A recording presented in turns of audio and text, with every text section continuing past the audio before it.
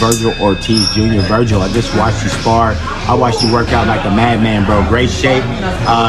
Tell us where you are fighting on the 27th, man, against Thomas Delorme. How excited are you to get back in action? I'm very excited. You know, after a couple years of being inactive, it's nice to finally get these fights going on, get these fights rolling in, getting these rounds in, just staying active, you know, and just being ready for whatever. And yeah, like you said, I'm fighting April 27th in Fresno against Delorme. And it's gonna be a good fight. Basically, Pitbull Cruz. Oh yeah, man. Pitbull Cruz and you kind of got a similar style. Come forward, do or die. Talk to us about what you thought his performance versus Rolly Romero meant for his career. Yeah, so I'll be honest, I thought Rolly was gonna win. I thought he was gonna be too strong. You know, I know Rolly didn't have the technical abilities to beat him, but I thought the power would have been enough. But I mean, that was far from the truth, I guess. You know, Isaac is just that guy, you know. I didn't doubt his technical abilities at all. You know, he's very defensively responsible. He has a lot of offensive ability. I just didn't know how he was going to look at 140. But fuck, I mean, I'll never doubt him again. I'm. What do you think about his punch resistance? Rolly was throwing some leather. He was. And he was eating some serious punches and just coming forward like the Terminator, man. He ate them, bro. Like, that's really all it was. He just they didn't phase him not one bit. So I mean, like I said, I'll never go against him ever again. He looks good at 140. He looks really good. Yeah. After the Tim Tszyu fight, the Tim Tszyu Fundora fight, Earl Spence Jr. Hopped in the ring and was kind of putting his bid in for a fight there. I talked to Bernie the boxer from Terrence Crawford's camp, and he said that Earl Spence Jr. needs to get on the mend and get on the rebound before trying to jump ahead of the line proverbially. Yeah. What do you think about that? I mean, look, I think it's fair that Crawford gets the shot first. You know, I mean, he was the undisputed 147 champion.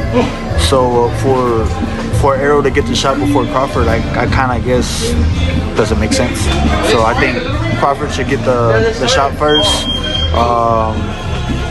What do you think Earl needs to do? What do you think Earl needs to do coming back? Challenging Fundora is a tall task, and I mean, no pun intended. Yeah, I mean, it's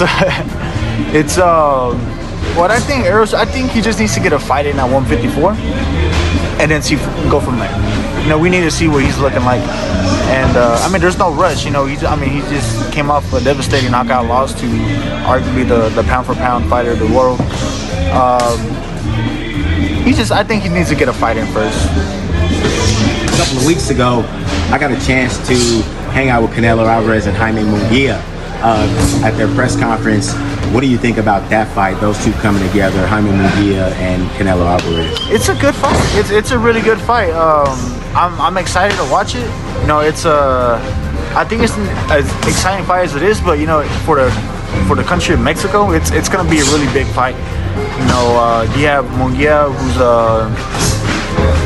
he's older than me, but he's still young. You know, you got the young guy coming up against the experienced veteran who's very well still one of the best in the game. So it's going to be interesting to see how that plays out.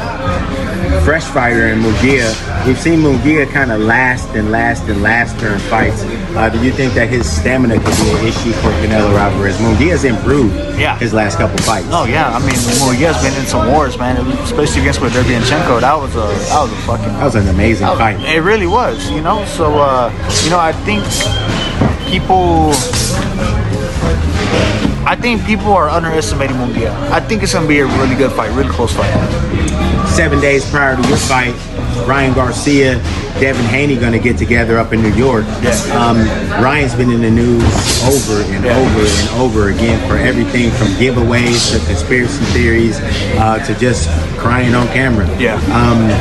What do you think about Ryan Garcia's chances versus Devin Haney, and how do you see things going? Look, so everyone has a chance of boxing. I think Ryan has a good chance. They have history, so I've seen Devin fight other people, and then I've seen him fight Ryan. He's a completely different fighter when he fights Ryan. It's kind of like, I don't want to say bad blood, but like it's kind of like they have unfinished business all the time. A little bit, right? He really does. You know, I think their last fight's on YouTube. But the 2014 fight, I suggest that a lot of fans go back and watch it. You know, Devin turns into a different fighter, and he kind of goes after Ryan. He puts, you know, Devin won the fight. You know, he kind of turned it on him, and he won the fight. I watched the fight in person, but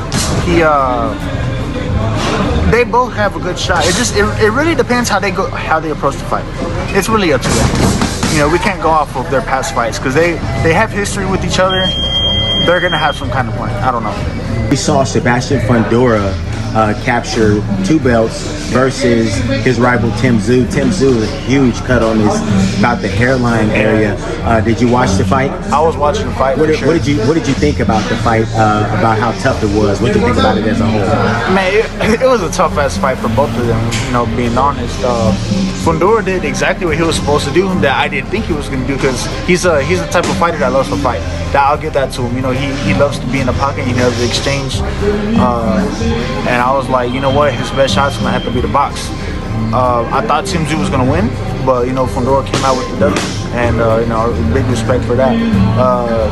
What I was thinking is that would Tim have had those same problems if he didn't have the cut or not? You know, and I've asked different people because I honestly don't know. Like, what are y'all's perspective? Some people say he would have had the same problem. Some people don't think so because people in the chat that are watching the video, respond to Vergil right now. Yeah, let me know what you guys think. You know, because it's interesting to see different people's perspectives. You know, but anyways, so now I'm just wondering, well, if anything would have happened differently, if he would have been able to adjust better.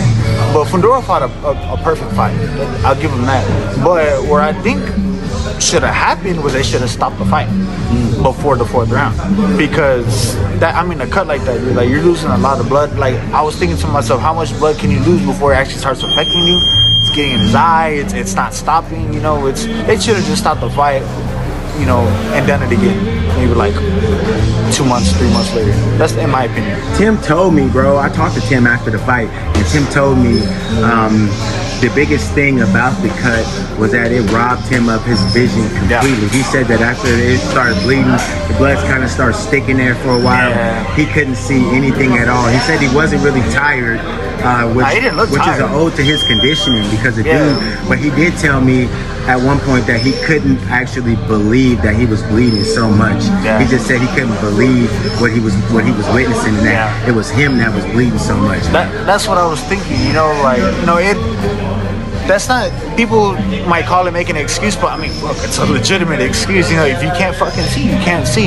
You know, I think they should run it back. I think so. I was gonna ask that. You think immediate rematch is just fair? I think it's fair. I think it's fair because the elbow to the head and a big ass on the head is just it's very unfortunate. I mean, Tim gave him the opportunity, give him back his opportunity to win the belt back. I don't know if there's a rematch clause in the contract. You know, sometimes there's shit like that in the contract. Whether it's there or not, I think they should run it back.